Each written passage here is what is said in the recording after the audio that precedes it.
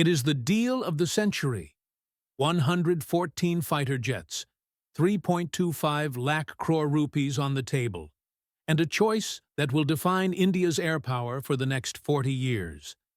This month, reports confirmed that the Indian Air Force has made its preference clear. We are looking at 114 Rafales. But here is the controversial part. Russia offered their fifth-generation stealth fighter, the Su-57, at half the price of the Rafale. It's faster, bigger, and stealthier. So why did we say no? Welcome to Defense Decrypt. In this video, we are decoding the biggest defense update of 2026. For 5 years, the MRFA deal was a dogfight. But the Indian Air Force has chosen practicality over promises. In this video, we will analyze the 3 specific reasons why the Su-57 was rejected. The engine nightmare nobody talks about, the iPhone ecosystem strategy, and the secret sovereignty clause that only France could offer. Let's dive in. Chapter 1.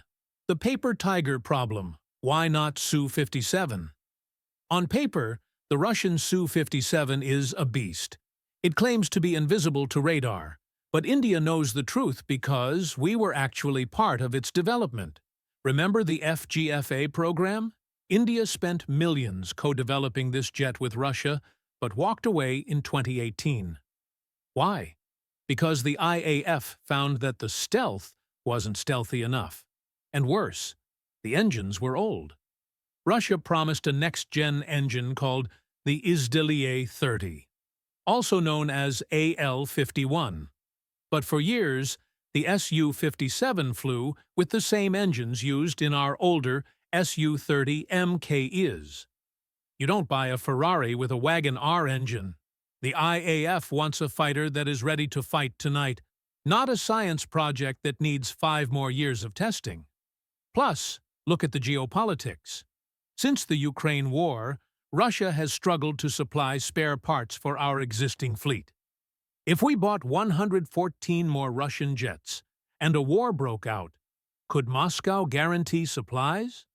The risk was simply too high. Chapter 2. The iPhone ecosystem. Strategy. Reason number 2 is what I call the iPhone effect. Think about it. If you already own an iPhone, a Mac, and an Apple Watch, you don't buy a Samsung phone just because it's cheap. You stay in the ecosystem. India already operates 36 Rafales. We have spent thousands of crores building special hangars, training simulators, and maintenance depots at Ambala and Hasimara. If we bought the Su-57, we would need to build an entirely new infrastructure from scratch. But by buying 114 more Rafales, we just plug them into our existing system.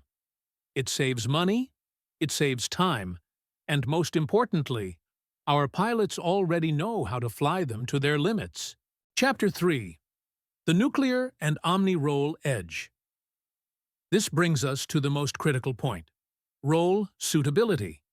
The Su-57 is an air superiority fighter. It's a sniper designed to kill other jets. But India needs a Swiss Army knife. The Rafale is omni-role. In a single mission, it can shoot down enemy aircraft, bomb ground targets, and even deliver nuclear payloads. And here is the secret sauce. France does not attach end-user monitoring strings. When you buy American jets, they track where you fly them. When you buy French jets, they say, "It's your jet. Do what you want." For a country like India, which needs to maintain a nuclear deterrent, that freedom is priceless. Chapter 4. The Make in India Jackpot. Finally, the deal sweetener. Reports indicate that out of the 114 jets, nearly 96 will be manufactured right here in India. Dassault Aviation isn't just selling us planes, they are setting up India to be the global repair hub. This means if Qatar, Egypt, or Indonesia need their Rafales fixed, they might come to Indian workshops. This creates thousands of high-tech jobs, something the Russian deal couldn't promise because of sanctions. Here is the conclusion. So, was rejecting the Su-57 a mistake? A decade ago, maybe. But in 2026, the Rafale is the safer, smarter, and deadlier choice for India's specific needs. We chose reliability over hype and logistics over speed. India may consider Su-57 in future with the engine upgrades. But I want to hear from you. Do you think we made the right choice?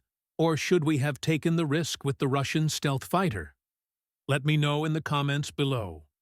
If you enjoyed this analysis, hit that subscribe button and the bell icon for more updates.